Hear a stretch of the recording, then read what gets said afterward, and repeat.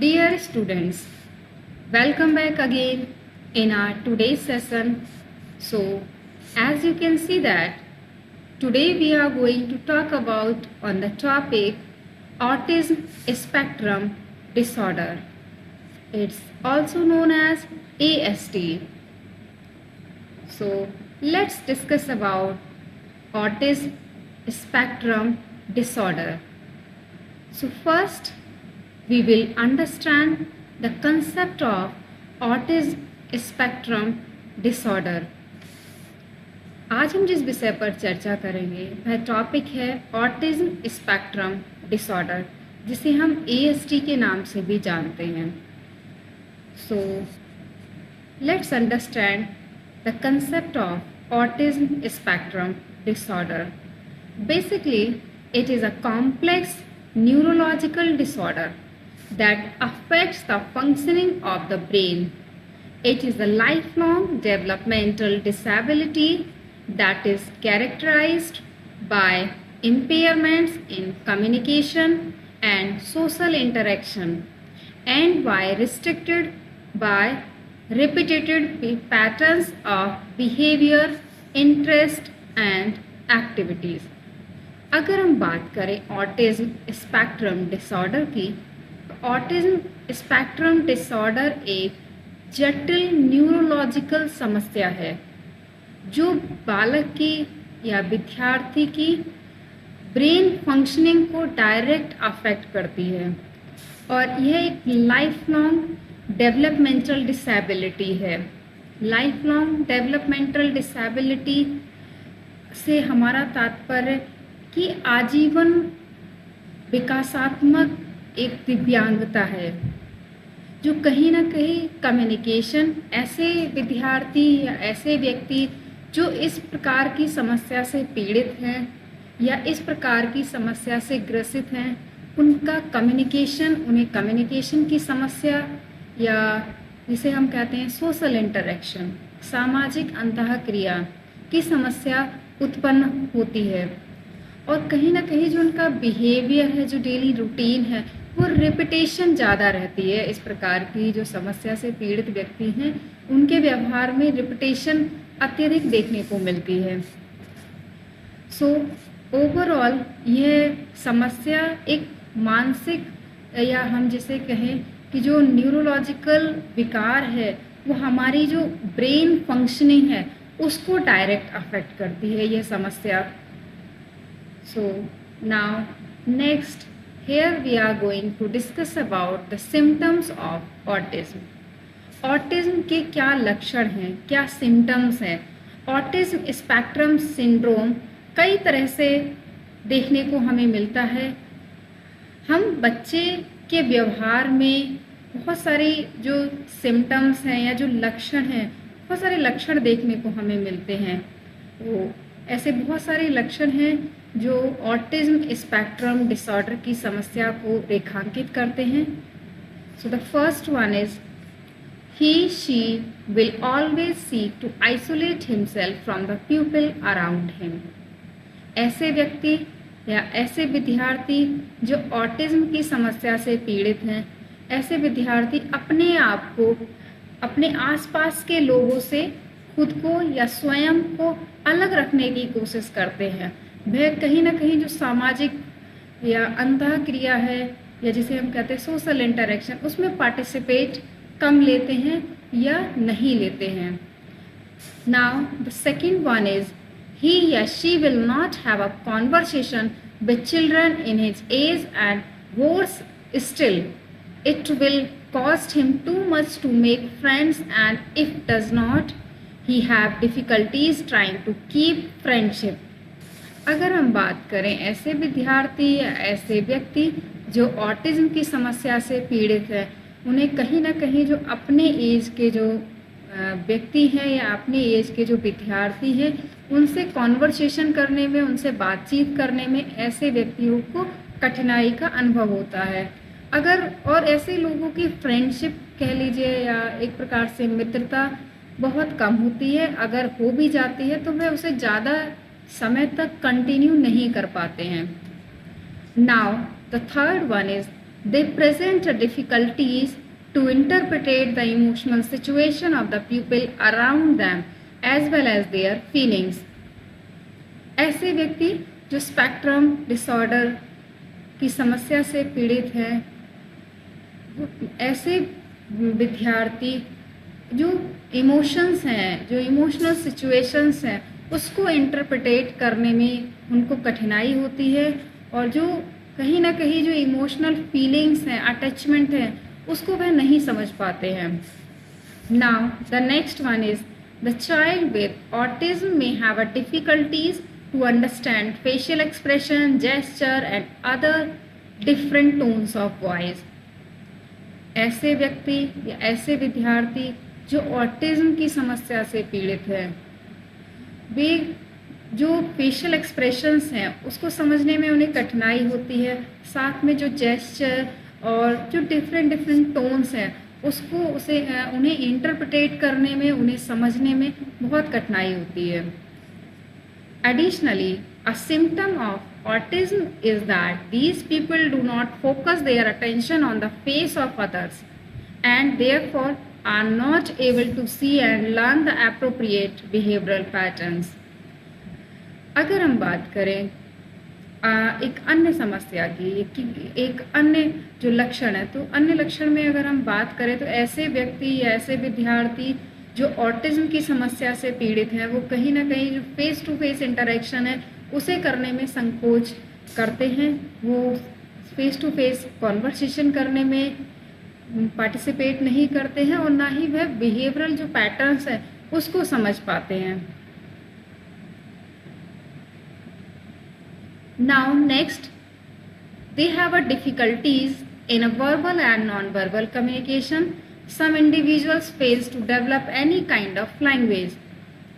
कभी कभी देखने को मिलता है कि जो ऐसे विद्यार्थी हैं या ऐसे व्यक्ति हैं जो ऑटिज्म की समस्या से ग्रसित हैं, ऐसे व्यक्ति प्रायः जो लैंग्वेज है वो लैंग्वेज में कम्युनिकेशन, लैंग्वेज को डेवलप नहीं कर पाते हैं, अपनी बात सामने वाले तक कन्वे नहीं कर पाते हैं. उन्हें डिफ़िकल्टीज आती है verbal and non verbal communication करने में. Now the next one is another symptoms of autism in children is that they do not share enough with their parents and they will not look for comfort in them. They will not show emotional feedback and they will not share much time with other people. ऐसे व्यक्ति या ऐसे विद्यार्थी जो autism की समस्या से ग्रसित हैं, वह और अन्य लोगों के साथ अधिक समय नहीं व्यतीत कर पाते हैं. जो अपने साथ के लोग हैं उनके साथ समय व्यतीत नहीं कर पाते हैं, उनके साथ कम्युनिकेशन नहीं कर पाते हैं, सोशल इंटरेक्शन करने में उन्हें समस्या उत्पन्न होती है, वह अपनी फीलिंग्स उनके साथ शेयर नहीं कर पाते हैं. So next, sometimes the autism child calls himself in the third person by his own name instead in the first person with me or my.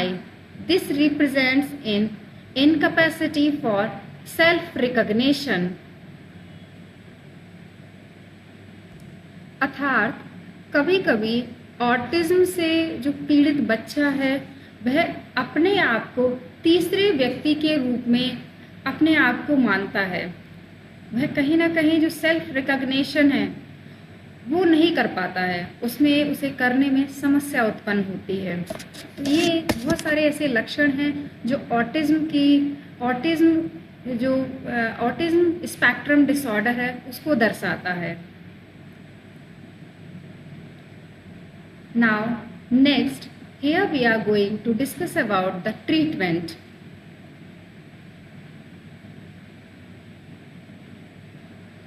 While there is no cure for autism, अगर हम बात करें कि autism को हम किस प्रकार, या जो ऑटिज्म स्पेक्ट्रम डिसऑर्डर की समस्या है उसको हम किस प्रकार दूर कर सकते हैं, तो इसका कोई स्पेसिफिक ट्रीटमेंट अभी तक नहीं संज्ञान में आया है.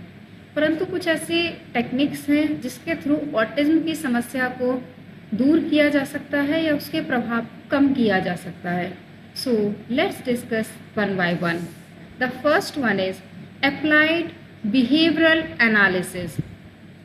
involve systematic study of the child functional challenges, which is used to create a structured behavioral plan for improving their adaptive skills and decreasing inappropriate behavior. अगर हम बात करें ट्रीटमेंट की तो फर्स्ट है आपका प्रायोगिक व्यवहार विश्लेषण, अर्थात जो बच्चे की जो एक प्रकार से कहा जाए कि जो व्यवहार है, जो फंक्शनल जिस प्रकार से बच्चा व्यवहार करता है उसका एक स्ट्रक्चर तैयार किया जाए। कौन कौन से ऐसे चैलेंजेस आ रहे हैं बच्चे के लिए, कौन कौन सी ऐसी समस्याएं आ रही है। अगर हम एक बार बच्चे का जो स्ट्रक्चर्ड बिहेवियर पैटर्न है उसको समझ लेंगे और उसके पश्चात अगर हम बच्चे के लिए एक प्लान, स्ट्रक्चर्ड बिहेवियरल प्लान तैयार करेंगे, उससे बहुत सारी जो उसके पैटर्न्स हैं उस पैटर्न्स को बच्चा समझ पाएगा, जिससे कि जो उसका जो बिहेवियर पैटर्न है, जो इनएप्रोप्रिएट बिहेवियर पैटर्न है, उसको डिक्रीज किया जा सके। Now the second one is social skill training. It is usually done in group or individual settings.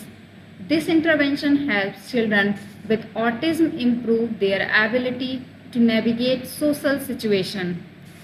अगर हम बात करें सोशल स्किल्स और ट्रेनिंग की, जिसे हम कहते हैं सामाजिक कौशल और प्रशिक्षण, यह समूह या व्यक्तिगत सिचुएशन में किया जाता है। यह इंटरवेंशन ऑटिज्म से जो पीड़ित छात्र है या व्यक्ति है उनको सामाजिक परिस्थितियों को समझने और उन्हें नेविगेट करने की क्षमता उनमें एक प्रकार से कहा जाए जो क्षमताएं हैं या जो सामाजिक परिस्थितियां हैं उसको समझने में हेल्प करता है, उनकी सहायता करता है, और जो सामाजिक चुनौतियां हैं उनको नेविगेट करने में ये सोशल स्किल्स ट्रेनिंग छात्र की हेल्प करती है। Now the third one is speech and language therapy can improve the child's speech patterns and understanding of language. Occupational therapy, it can address the adaptive skills deficits with activities of daily living as well as problem with handwriting. अगर हम बात करें speech and language therapy की तो ये बच्चे की जो भाषाई पैटर्न है, लैंग्वेज पैटर्न है, उसको समझने और उसको सुधार करने में हेल्प करती है।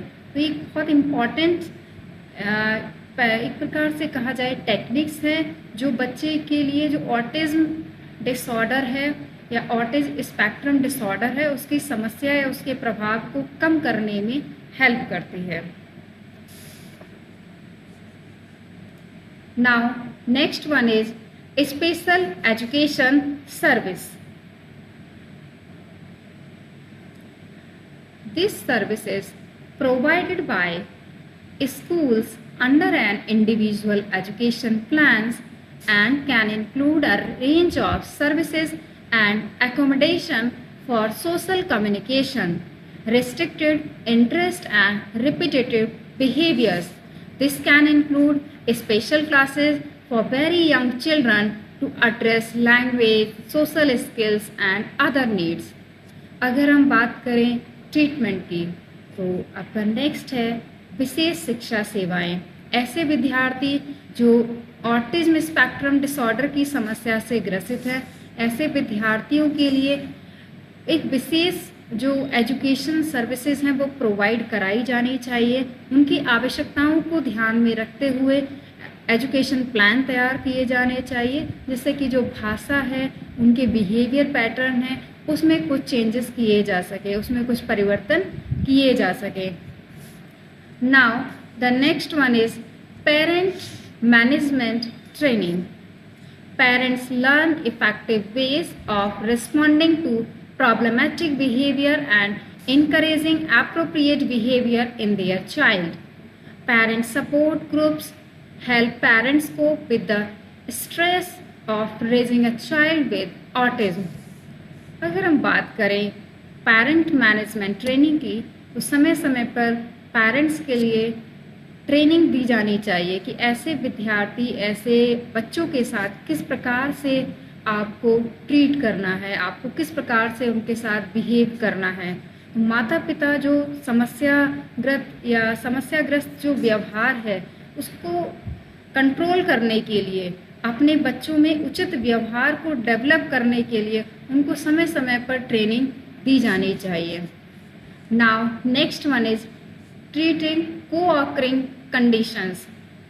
Children with autism are more likely to experience ADHD, intellectual disability, anxiety and depression than peers without autism.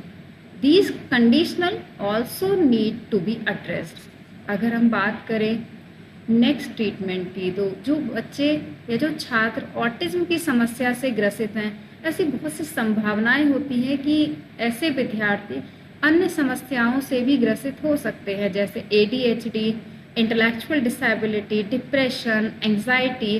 तो ये आवश्यक है कि उन समस्याओं का भी निदान साथ में किया जाना चाहिए। Now and the last one is medication. A child psychiatrist can evaluate for other mental health condition and prescribe medication if appropriate. समय समय पर अगर आवश्यकता है तो बच्चे के लिए मेडिसिन प्रिस्क्राइब की जानी चाहिए बच्चे की हेल्थ को इवैल्यूएट करने के बाद। ऐसे बहुत सारे टेक्निक्स हैं, ऐसी बहुत सारे वो हैं, एक प्रकार से कहा जाए चिकित्सा में बहुत सारे ऐसे टेक्निक्स हैं जिसके थ्रू हम बच्चे की जो डिसऑर्डर है, जो बच्चे का ऑटिज्म स्पेक्ट्रम डिसऑर्डर है, उसके प्रभाव को कम किया जा सकता है या उसके प्रभाव को समाप्त किया जा सकता है। Thank you.